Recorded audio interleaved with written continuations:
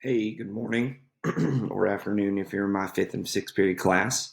I am pre-recording this because I'm working from home again, but you do have assignments to complete. Yesterday, I gave you assignments. You need to make sure you're on top of those because we are going to be moving on next week, and I don't want you to get far behind. So let's talk about what we're doing today. Today, you guys are completing the MLA citation practice that we started yesterday. So that was that website or that Google Doc in which I gave you a bunch of links that you're going to go and practice making MLA citations. Now, if you just go one at a time and click and kind of find the author's name, the title of the article, the container, the publisher, just go and find and do your best. I'm not going to be super critical if you accidentally mix up the publisher and their container or something like that. We're just trying to work through this and give you practice for it.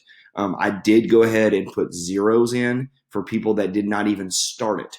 So if you did not open it and hit submit, then you do have a zero. Okay. If you started it, I didn't put a zero in yet. But if you have not started, you need to do that today, first thing in this class. Get that started.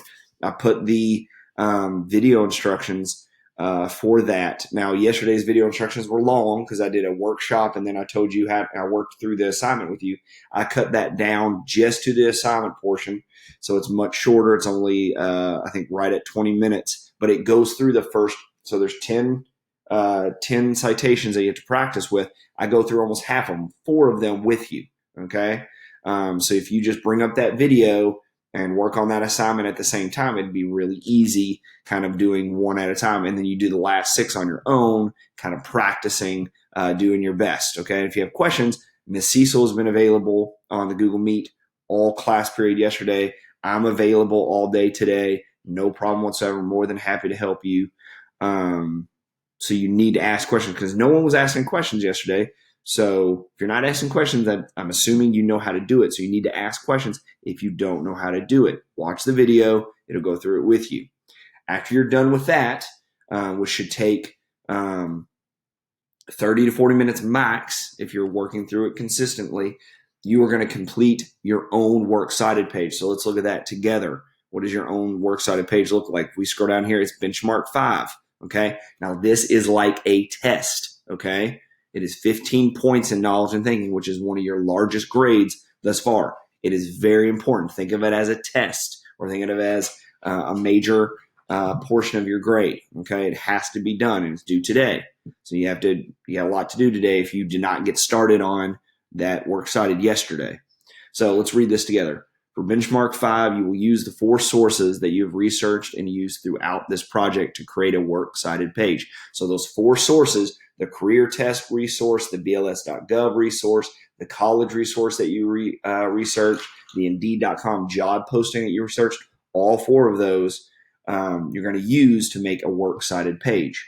So after completing the MLA citation practice assignment, what I was just talking about a minute ago, you should be able to use your 4 sources, the 4 we just talked about, to create citations.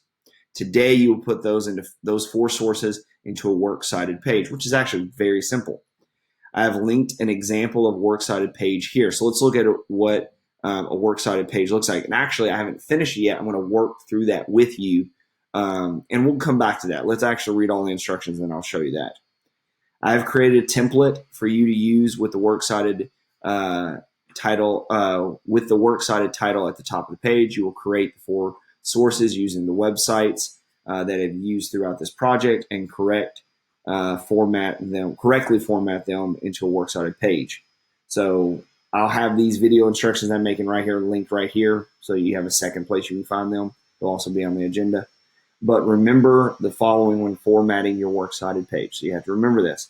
Everything needs to be 12-point font, Times New Roman, double spaced. Each citation should have a hanging indentation. I also put a very short video here, 2-minute video on showing how to do that. I'm about to show you again, but on how to do that. It should be in alphabetical order. Use the first letter of each citation and use correct citation formatting like we talked about yesterday. Last name, first name, title of short work, container title, publisher, day, month, year, publication, URL. and then the point breakdown. So this is 15 points, knowledge and thinking, which 15 points doesn't sound like a lot, but if you look at how we're doing our grading, that's a big portion of your grade. So you really need to be on top of this. 3 points is gonna go to each of the citations. So that's 3, 6, 9, 12. So that's 12 points. So 3 for each citation to be correctly formatted. 1 point for correct font and double spacing. So 12-point font, Times New Roman, double spacing. Should be easy to get. 1 point for putting them in correct alphabetical order, and then 1 point for making sure that they're all have a hanging indentation. Okay. So let's look at this template that I created for you all. Again, you create attachment from template, and then always hit submit my work. If you don't hit submit my work, you won't remember to submit it. So make sure you hit submit my work, and then we can look at this template. This is all it is a works cited title here. And you click right down here, and you can start making your citations. Last name, first name, comma, first name of authors, title of the article, publisher, so on and so forth. So you're going to start piecing that together. So let's go back and look at that example that I created for you all. So example works cited. Now, whenever you go to click on it, it will look all finished, but I'm going to show you what I put together. So this is after I simply went through and did the high school teacher works cited. After I go through and I've done each citation correctly. Now you'll notice none of these had an author. So I skipped that right away, and I went into the article title, and then the title of container, and then the publisher, okay? But first step that I need to do is I need to put these in alphabetical order, okay? And the way I do it is I just literally do it with the alphabet in my head, and I'm looking to see which one comes first. So I'm like, A, okay, there's the A, okay? So I know A goes first. So I'm going to highlight this citation, and then I'm just going to drag it up and put it above, and I need a space to put it there. So I'm going to go to the top and kind of space down. I'm going to highlight it, and then I'm going to drag it up. So you can do that and just put it above all the other citations. Now I'm going to keep going through that. A, B, C, D, E, F, G, H. Okay, H is next. So W and V go after. So I'm going to keep that one there. And I'm going to take the space out between the two. H, I, J, K, L, M, N, O, P, Q, R, S, T, U, V, W. So W's in the correct spot.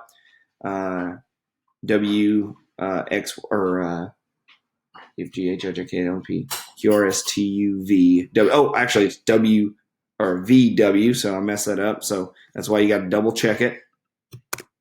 My wife's in the room. She's probably laughing at me over there for messing up the alphabet. I'm going to move this up. And now we are in the correct order. And we can double check that. A, B, D, C, H, I, J, K, L, M, P, Q, R, S, T, U, V, W. Okay, yeah, we're correct. So you just always want to be really diligent and make sure that your alphabetical order is correct, okay? The next thing we want to do is that we want to do our hanging indentions. So we're going to put our cursor at the very beginning of the citation. And then I showed you how to do this in the last video. I'm going to show you again. You put the cursor right at the very beginning of the citation. And I'm going to zoom in to kind of give you a better look at this. And you can zoom in as well if it makes it easier for you. But you're going to put your cursor at the very beginning, and then you are going to grab the triangle that's pointing down, and you're going to drag that over to 0.5, release, and then you're going to grab the rectangle that's on top and drag it back to 0. I'm going to do the same thing for each one.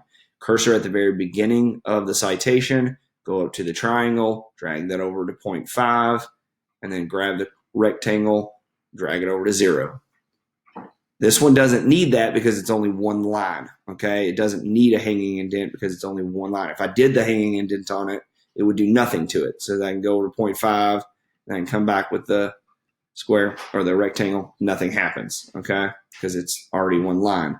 Then I do the last one, triangle over to 0.5, and then rectangle over to 0. So now each of my citations has this nice hanging indentation. We're starting to really look like a nice, organized works cited page. Now, the other thing I want to do is I want to look for this awkward white space that's in my citations. So there's no awkward white space in this one. but there's awkward white space in this one right here. Okay, see how like this long URL breaks up or keeps this long space here. So we're going to go up and we are going to kind of put a space somewhere in this citation or in this URL. So I'm going to go down and click after library and see what happens if I put a space in, and it's not long enough. So I'm going to backspace until it comes back down. Oh, I deleted the Y in library, so I'm going to put that back in. And then I'm going to put the cursor after high school. Actually, I'm going to put the cursor after high school, put enter, and that looks a lot better. And then I'm going to remove the hyperlink, and now that looks like a much nicer citation. It looks like this one has a little white space as well, so I'm going to go click after in between your and free, hit space, and that's not going to pop up. So I'm going to go to your, see if that'll pop up. Yeah, that pops up. I'm going to take away the link there. So now we have these nice uniform looking citations. And the last thing is we have to do double space. So I'm going to highlight all of my citations. I'm going to go up to this line spacing and I'm going to click on it. And then I'm going to go down to double space. Okay.